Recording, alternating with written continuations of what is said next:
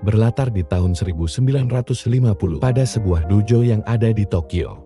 Seorang laki-laki masuk ke dalam sana dengan niatan mencari seorang pria yang ada di dalam foto itu. Semua murid yang ada di dojo tersebut terlihat tidak senang dengan kedatangan laki-laki itu ke sana. Namun Shunsuke mencoba menenangkan amarah dari semua murid-muridnya itu. Shunsuke lantas bertanya tentang siapakah dirinya dan apakah dia mengenal ayahnya, James Shrek. Lalu memperkenalkan dirinya kepada Shunsuke dan mengatakan kalau dia adalah komandan skuadron angkatan udara kerajaan yang dulu banyak menghabiskan waktu dengan ayahnya ketika perang di Bataan. Mendengar hal tersebut, Shunsuke pun lalu teringat dengan perkataan ayahnya yang banyak bercerita tentang seorang petarung hebat dari barat yang mengetahui seni bela diri timur dan menguasai gerakan ilmu bela diri terlarang. Dan karena kebetulan James berada di sini, dirinya pun berencana akan membalaskan masa lalu ayahnya yang belum terbalaskan. And dishonor. Now, Mr. Right, I'll give you trouble. Kamu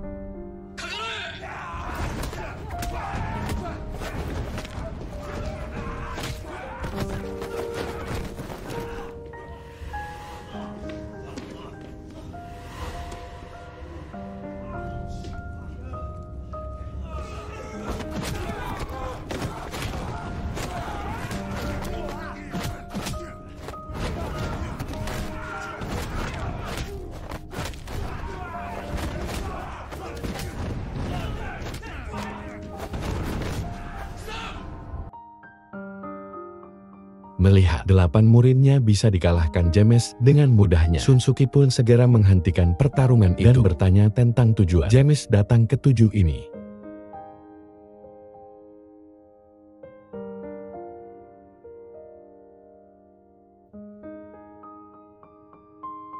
Cerita pun sedikit mundur ke belakang. Ketika 8 tahun yang lalu, di Bataan Peninsula Filipina, Jepang sedang berusaha menyelesaikan perang mematikan selama 3 bulan untuk merebut benteng terakhir di Asia Tenggara. James terdampar di sana akibat pesawatnya yang jatuh terkena tembakan pesawat musuh. James berusaha bertahan di sana sendirian sebab hanya dirinya yang selamat dari beberapa pesawat yang dikirimkan ke negara Filipina.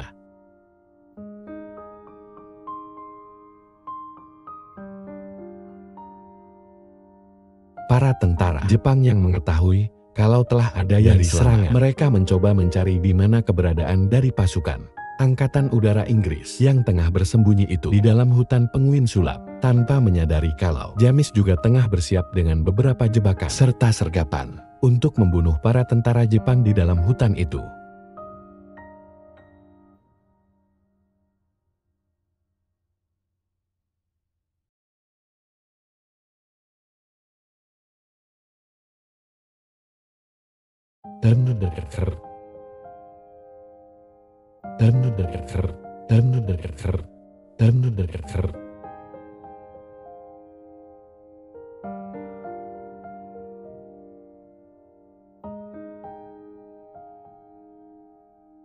Akibat ledakan itu, posisi dari James diketahui oleh para tentara Jepang yang masih hidup. James pun segera berlari menjauh agar tidak ditangkap oleh mereka. Namun sejauh apapun dia berlari, para tentara Jepang berhasil mengepung dirinya.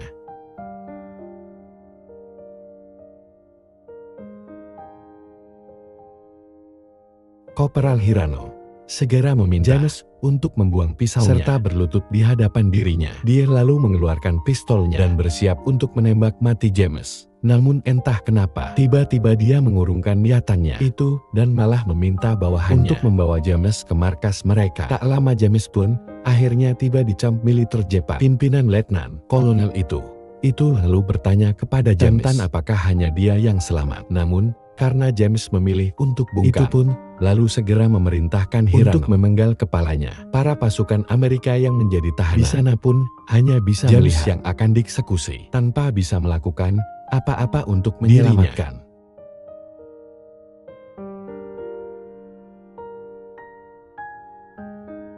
Sesampainya di tempat eksekusi, Hirano pun segera memerintahkan James untuk berlutut dengan diawasi oleh 2 prajurit Jepang di sana. Hirano lalu segera mengeluarkan katananya dan James pun nampak seperti orang yang pasrah. Namun ternyata diam-diam dia sedang memfokuskan kekuatannya agar dapat menyerang balik mereka bertiga.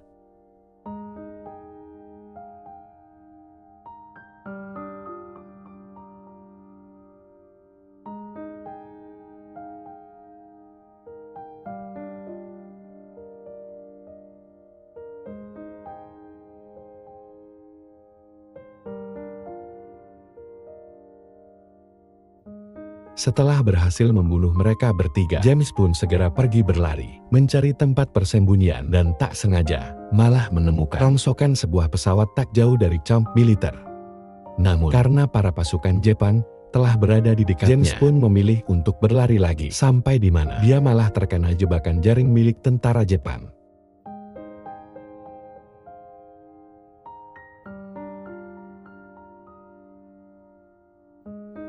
Pelarian James pun sia-sia, dan dia dibawa kembali ke camp militer. Menemui itu, yang tengah sibuk menyiapkan surat untuk markas pusat. Itu lalu bertanya kepada Endo tentang kenapa dia masih hidup dan mengapa Hirano tidak bisa menyelesaikan masalah sepal ini. Endo pun lalu mengatakan James tertangkap oleh jebakan mereka ketika dia sedang berusaha kabur setelah membunuh Hirano beserta dua bawahannya. Mendengar itu jelas membuat itu sangat marah, sebab Hirano sudah dianggapnya sebagai saudara semenjak mereka bergabung di kemiliteran Jepang. Namun meskipun begitu, itu tidak akan melakukan apa-apa padanya dan malah meminta James untuk tidur nyenyak di malam ini, sebab besok dia akan menjanjikan kematian yang kejam untuk dirinya.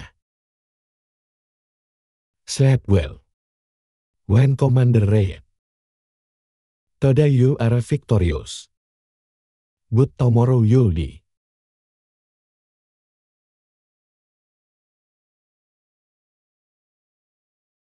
Malam harinya, di dalam barak tahanan, James bertemu para tahanan lainnya yang juga tidur di dalam sana. Berdil lalu memperkenalkan dirinya kepada James dan bertanya tentang bagaimana dia bisa sampai ke tempat ini. James pun lalu bercerita kalau dia beserta 9 orang rekanannya dikirim dalam misi untuk membantu pertahanan terakhir yang berangkat dari kapal pisang di Laut Cina Selatan. Tetapi ternyata itu adalah misi bunuh diri. Pesawatnya terkena tembakan, terlempar ke air saat tengah malam, dan disinilah dia pada akhirnya. Gabriel, yang merupakan sersan kelas pasukan Amerika Serikat, tak lupa memperkenalkan dirinya juga dan menjelaskan berbagai aturan yang ada di sini, termasuk bekerja berat, menuruti perintah dari tentara Jepang.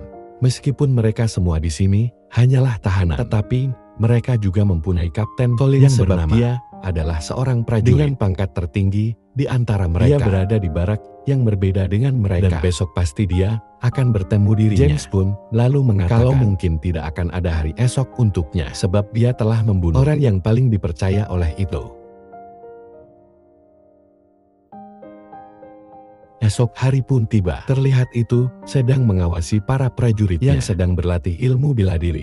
Tak lama James pun juga terlihat sudah berada di arena pertarungan, menunggu waktu hingga dia mati dieksekusi oleh anak buah itu. Rosie lalu mengeluarkan katana miliknya yang kemudian mengayunkannya ke arah James, namun bukan untuk membunuhnya, melainkan melepaskan ikatan di tangan James. James agak terkejut melihat hal itu, dan tak lama 3 orang tahanan yang tertangkap melanggar peraturan di camp dipaksa naik ke atas arena untuk mendapatkan hukuman pertarungan sampai mati. Seorang petarung terkuat di camp milik itu yang bernama Koji lalu datang ke tengah arena untuk menghabisi ketiga orang tahanan tersebut.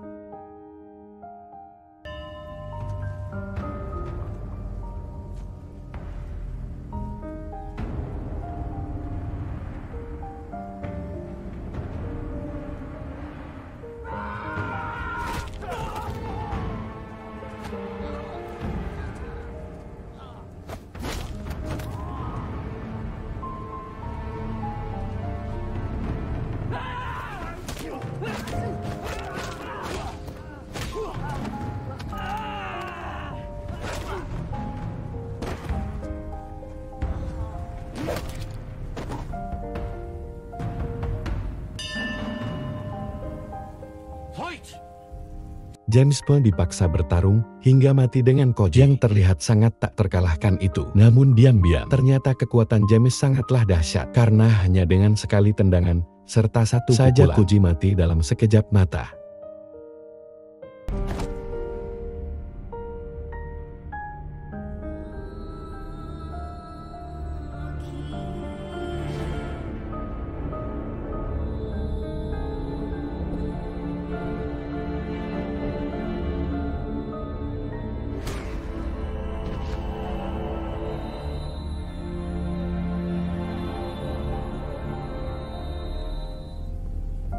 Melihat Koji mati jelas membuat itu sangat kecewa. Apalagi dia mengetahui kalau pukulan yang James itu bukanlah pukulan biasa. Itu lalu berkata kepada orang itu berbeda dari yang Sebab lainnya. dia tahu hal-hal yang harusnya tidak dia ketahui. Namun, itu memastikan kalau James akan segera menemui ajalnya. James lalu menemui Collins yang terlihat begitu senang mengetahui James ada di pihak mereka. Dia lalu mengajak James untuk masuk ke dalam sekedar minum alkohol buatan Barbie, serta bertanya tentang dari mana asalnya dan juga bagaimana dia mempelajari ilmu bela diri itu. James pun lalu bercerita kalau dia lahir di Inggris, namun dibesarkan di Hong Kong, mengikuti ayahnya yang bekerja di pabrik tekstil. Tetapi setelah ayahnya meninggal, dia kembali lagi ke Inggris. Dan ilmu bela diri yang dia pelajari itu bisa berasal dari Hong Kong, Thailand, bahkan Jepang. Tak lama Endo pun masuk ke dalam barak, yang kemudian membawa James menemui itu yang tengah mendapatkan perawatan dari tahanan bernama Teresa. Itu lalu bertanya kepada James tentang siapakah orang yang melatihnya dengan gaya ilmu bela diri Jepang,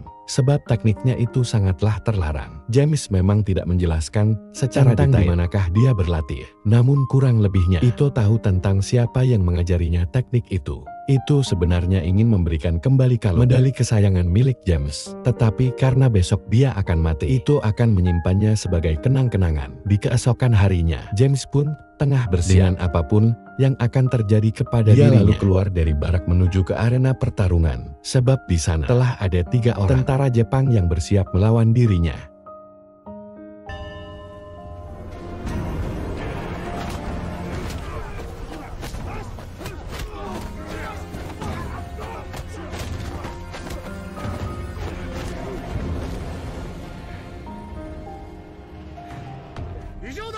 Pertarungan itu pun berhasil dimenangkan kembali. James oleh itu jelas sangat kecewa dengan hasil tersebut, yang kemudian menghukum mati ketiga bawahannya, sebab James hanya membuat mereka bertiga tak sadarkan diri. James yang kini sudah berada di dalam barak mendapatkan informasi dari Gabriel kalau sekitar seminggu lagi mereka semua akan dipindahkan ke camp yang lainnya. Pilihannya adalah mereka bisa keluar dari neraka ini atau pindah ke tempat yang lebih buruk. Mereka harus berjudi dengan situasi ini dan hanya membutuhkan sebuah radio untuk menghubungi pasukan mereka yang berada di luar. Itu pun jika mereka masih berada di lepas pantai. Satu-satunya radio yang bisa dijangkau oleh mereka saat ini ada di atas menara, dan mereka harus bekerja sama untuk mendapatkan radio tersebut. Semua tahanan pun ikut andil dalam rencana itu dan berpura-pura membuat keributan di benteng Karung agar semua tentara Jepang yang berada di dekat sana melerai keributan tersebut, sehingga memudahkan James untuk mengambil radio yang berada di atas menara.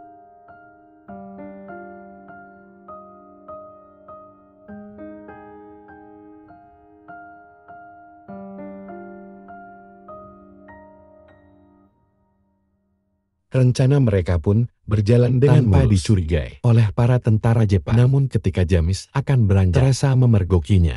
Tetapi untung saja dia tidak membocorkan rencana mereka. Dia juga ingin bisa pergi dari kamp militer ini. Malam harinya di dalam barak, Berdi bertanya tentang apakah dia yakin akan radio menggunakan. Sebab begitu mereka mencoba untuk mengirim para tentara Jepang akan segera mengetahuinya. James sangat mengerti dengan apa yang bicarakan itu. Namun jika mereka tidak mencobanya cepat atau lambat, mereka semua pun akan mati di tempat ini. James selalu minta Berdi untuk mencatat segala sesuatu yang para tentara Jepang ucapkan. Meskipun itu cuma kata-kata yang tidak masuk akal. Sebab hanya dirinya yang bisa mengetahui bahasa Jepang. Tujuannya tentu saja agar rencana mereka berjalan dengan semestinya.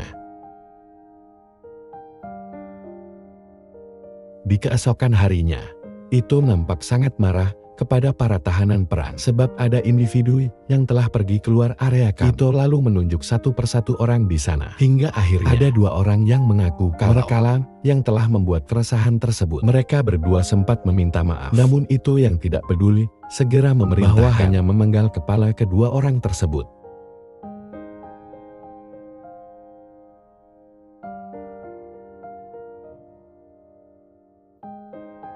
Menyadari ada peluang, lebih baik menghubungi orang-orangnya. James pun bertanya kepada Jones tentang di manakah jalan keluar dari camp yang digunakan oleh kedua orang itu tanpa diketahui oleh para penjaga, sebab hubungan kedua orang itu sangatlah dekat. Awalnya Jones enggan memberitahukan apapun kepada James, namun karena James terus memaksanya, Jones pun akhirnya memberitahukan lokasi kepada James. Segera setelahnya, James pun mengatur sebuah rencana yang dengan akan pergi malam itu juga ke bukit dekat pantai. Namun sebelumnya, dia membuat Selasa di tempat tidurnya dulu agar tidak dicurigai kalau dia pergi keluar kamp. Setelah itu, James pun mulai mengendap-ngendap keluar melewati para penjaga. Namun yang tidak diduga, ternyata malam itu Hiroshi sedang melakukan patroli. Untuk melihat keadaan dari setiap barak tahanan, dia mengecek satu persatu orang yang ada di sana dan sangat curiga ketika dia melihat ranjang milik James. Akan tetapi sepertinya Hiroshi hanya diam, seakan-akan tidak mengetahui kenyataannya.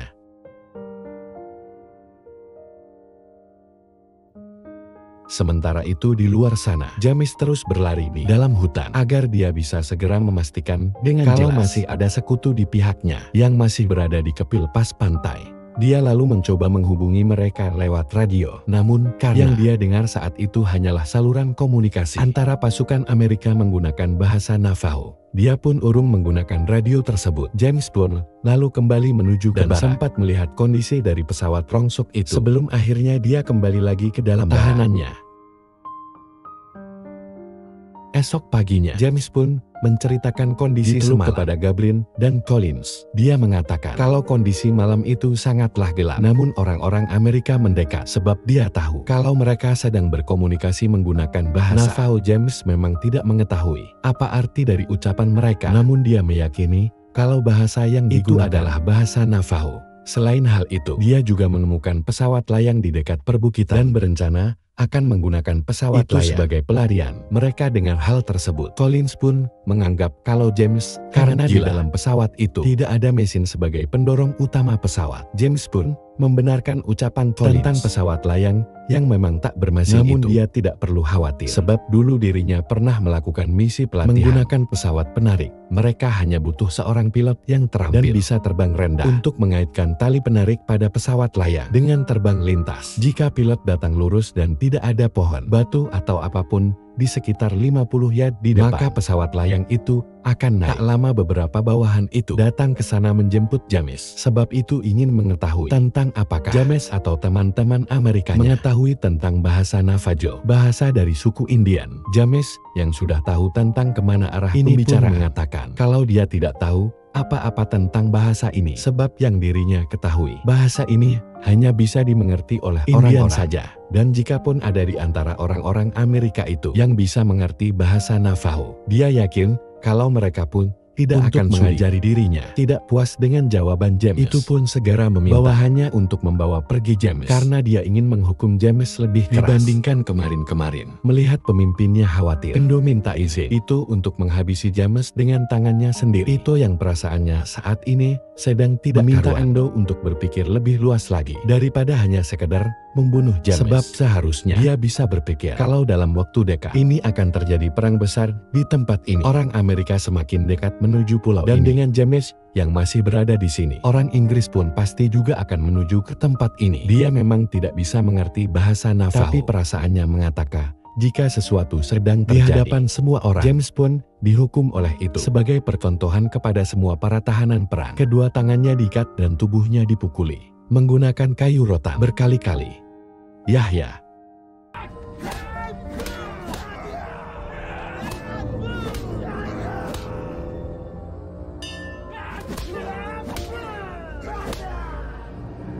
Ikatan di kedua tangan James pun dilepaskan dan dia masih mendapat pukulan dari salah satu prajurit itu hingga rasa amarahnya muncul yang kemudian menyerang balik ketiga prajurit tersebut.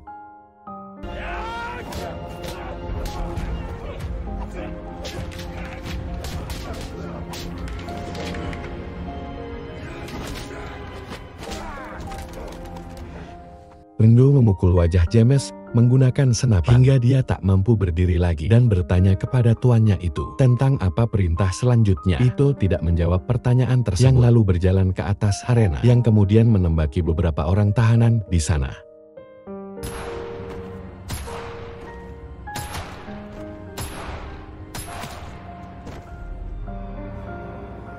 Dua hari pun terlewati. James pun akhirnya tersadar dari pingsannya. Teresa lalu mengatakan kalau orang-orang itulah yang membawanya ke tempat ini. Seharusnya tempat ini adalah khusus perawatan para tentara Jepang. Tetapi entah kenapa mereka membawa dirinya ke tempat ini. Teresa pun kemudian memperkenalkan dirinya dan bercerita kalau keberadaannya di sini sudah semenjak 3 bulan yang lalu. James lalu bertanya banyak hal tentang keadaan ini kepada Teresa. Namun belum juga Teresa bisa berkata. Banyak tentara Jepang memergoki mereka yang kemudian menyuruh Teresa untuk lekas pergi dari sana.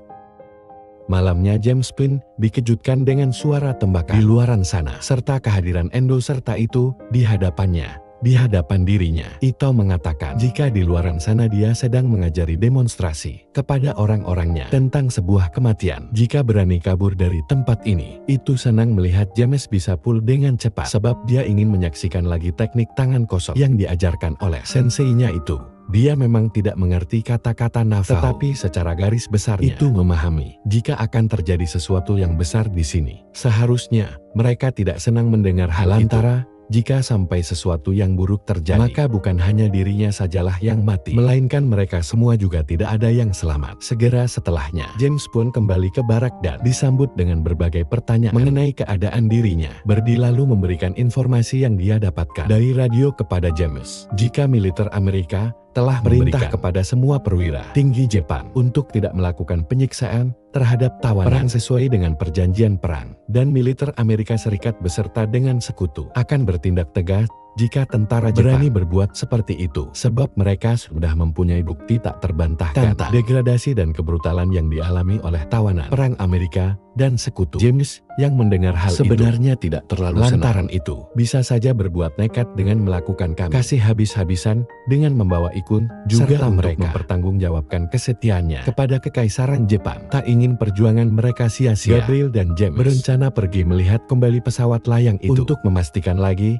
jika pesawat bisa mereka gunakan untuk kabur dari tempat mereka berdua mencoba mengendap agar tidak ketahuan oleh para tentara yang sedang berjaga. Namun ternyata seorang prajurit yang sedang pipis memergoki mereka berdua. Hiroshi yang curiga dengan suara gaduh itu lalu menuju ke sana. Namun tiba-tiba dia disekap oleh James.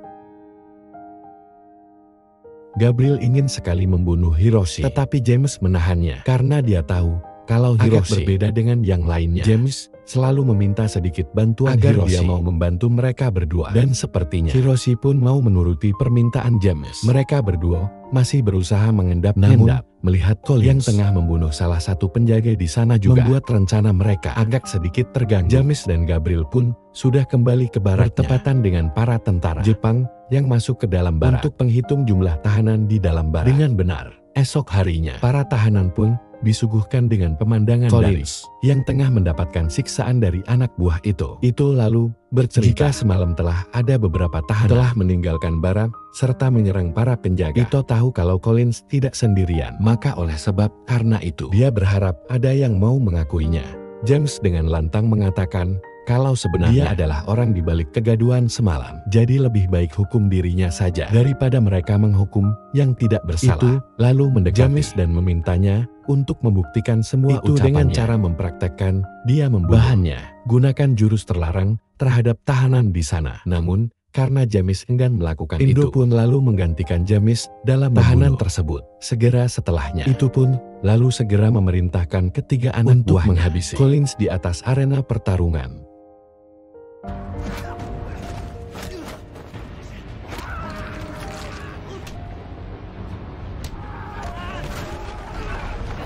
Meskipun kemampuan bertarung Collins tidak sebaik James, tetapi setidaknya dia bisa memberikan perlawanan yang membuat ketiga anak buah itu mengalami luka berat. Di hadapan James, itu mengatakan jika ada yang melanggar aturan di camp ini, hukumannya adalah kematian. Dia tidak peduli aturan di luar sana yang mengatakan untuk menjaga tahanan perang, sebab ini adalah camp miliknya dan hanya aturan miliknya yang berlaku di tempat ini. Mendengar itu jelas membuat James sangat marah, yang kemudian menantang itu untuk menginjak kaki di atas matras untuk melihat siapakah yang pada akhirnya memegang kendali. James terus meneriaki itu seorang pengecut, sebab dia tidak berani melawan dirinya. Itu hanya tersenyum, sebab pepatah mengatakan, seorang petarung yang bijak pasti tidak akan memasuki pertarungan yang tidak bisa dia menangkan. James pun kembali ke tempat rekan-rekannya bekerja dan mengatakan kalau mereka harus segera melakukannya malam ini. Mendengar hal itu, Birdie lalu mengatakan kalau para militer Amerika sering menggunakan kata ajah di dalam bahasa Navajo mereka, dan mungkin mereka bisa mencoba menggunakan kata tersebut untuk mengirimkan sinyal kepada mereka terlebih dahulu. Gabriel setuju melakukannya, tetapi mereka hanya punya sekali kesempatan untuk mengirim lokasi mereka, sebab tentara Jepang pasti akan segera menyadari hal tersebut. Malamnya, mereka berdua pun segera pergi ke atas puncak bukit, dan sesampainya di sana, Gabriel pun segera mengucapkan kata Atsa melalui sambungan radio agar para militer Amerika merespon panggilan darinya. Atsa. Setelah berhasil terhubung dan lokasi tentang di mana titik penjemputan para tahanan perang, mereka berdua pun kembali ke barak mereka. Namun yang tak diduga, ternyata keadaan di dalam barak telah kosong dan beberapa tentara Jepang masuk yang kemudian melumpuhkan mereka berdua. Mereka berdua pun terbangun dari pingsannya dan mendapat diri mereka dalam keadaan terikat di atas kursi. Tak lama Teresa dan Anna lalu masuk ke dalam sana dengan niatan membebaskan mereka berdua. Teresa juga bercerita kalau saat ini pesawat sekutu mulai terbang dari atas menembaki camp ini. Tak lama setelah mereka berdua ditangkap, itu pun juga sudah menggila sebab dia mulai membunuh satu persatu tahanan sesuai dengan kehendak hatinya. Tak lupa Teresa juga membuang James pisau dan suar, karena mungkin dua hal itu sangat diperlukan James saat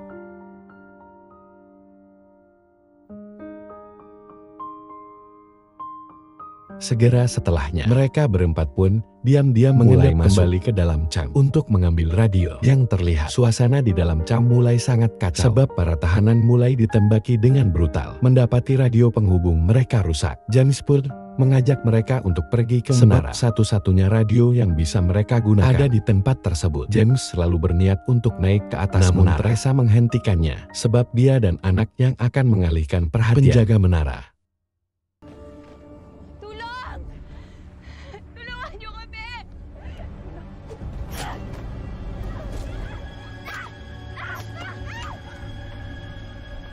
Jibril pun segera meminta pihak Amerika untuk mengevakuasi mereka dengan menggunakan pesawat Direct C-47 dan suara akan dia kirim sebagai lokasi mereka. Sementara Gabriel menghubungi pihak militer Amerika, James terlihat akan membidik para tentara Jepang yang sedang berniat mengeksekusi rekan-rekannya.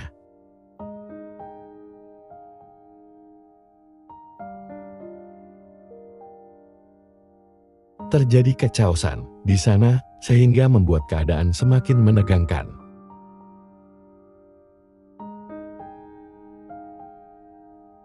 Gabriel yang sudah sangat membenci Indo lalu mencoba melawannya menggunakan tangan kosong.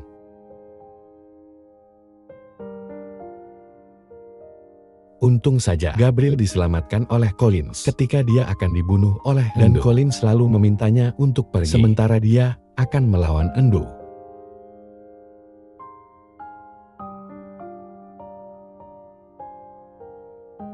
Namun sayang, ketika Collins tidak akan menusukkan pisau ke tubuh Endo, dia ditembak oleh para tentara Jepang hingga dia mati.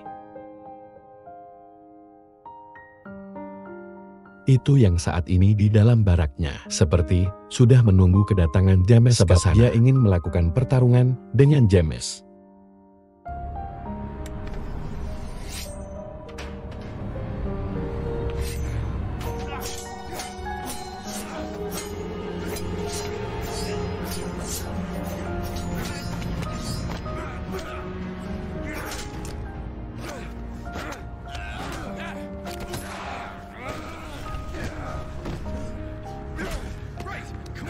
Belum sempat membunuh itu, Gabriel segera membawa James pergi dari sana. Sebab pesawat bantuan akan segera tiba di lokasi mereka. Mereka berdua terus berlari menuju ke pesawat layang tanpa menyadari kalau Indo telah bersiap dengan senapannya. Tapi tiba-tiba itu datang yang kemudian menghentikan apa yang akan dilakukan bawahannya itu terhadap James. Setelah sampai di lokasi yang dimaksud, mereka segera menyiapkan persiapan agar bisa mengangkatkan alat pengait di pesawat layang yang mereka naiki. Suar pun dilepaskan agar pesawat mengetahui di mana keberadaan mereka, dan beberapa tentara Jepang yang berhasil sampai mencoba mencegah pelarian mereka. Namun untung saja pesawat penembak berhasil menembaki semua tentara Jepang itu. Hold on. Hold it.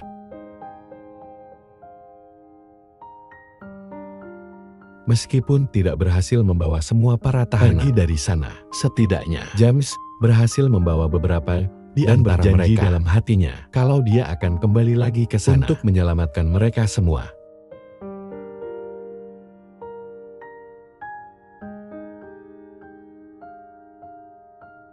Scene pun kembali lagi ke tahun 1950 dan akhirnya James mengetahui kalau itu telah mati setahun yang lalu. Dia lalu berniat untuk pergi dari sana. Namun Sun Suke menahan kepergiannya itu sebab dia bersikeras ingin melihat teknik terlarang milik James. Melihat keteguhan hati Sun Suke, James pun mengabulkan permintaannya dan terjadilah duel di antara mereka berdua.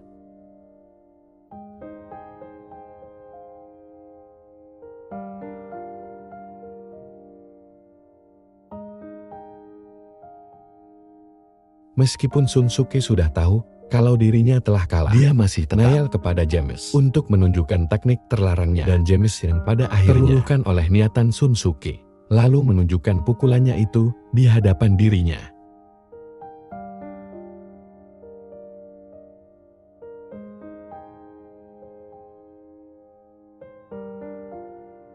Dan sebelum film berakhir, Shunsuke memberikan sebuah kotak peninggalan ayahnya kepada James, yaitu sebuah medali miliknya yang dulu dibawa oleh itu. Terima kasih seluruh sudah menonton rangkuman film yang Mas persembahkan untuk kalian semuanya. Semoga terhibur. Seiyo.